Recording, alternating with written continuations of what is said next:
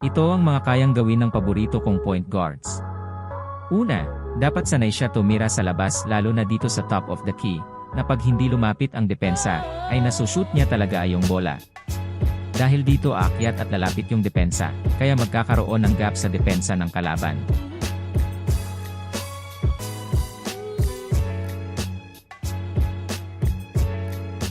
Pangalawa, dapat magaling mag-dribble penetration, panggiba sa depensa ng kalaban, either man-to-man defense o zone ay kaya niyang gibain.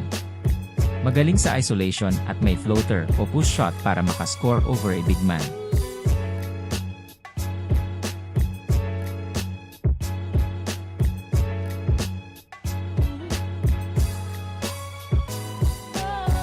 Pangatlo, kung mag-react yung help defense ng kalaban dapat mahusay siyang pumasa, kick out man o drop off pass.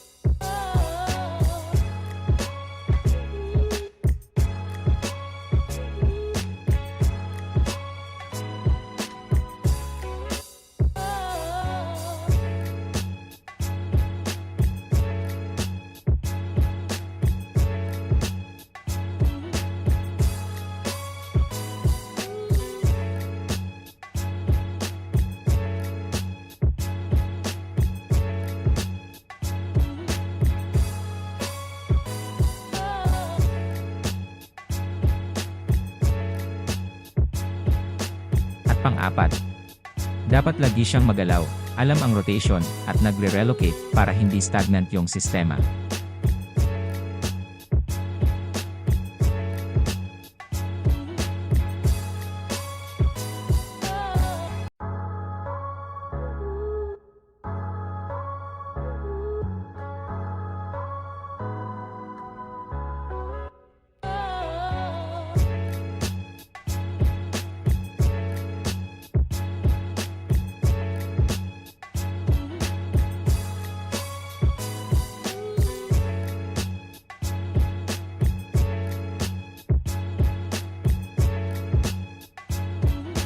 At yan yung mga kakayahan ng paborito kong point guard.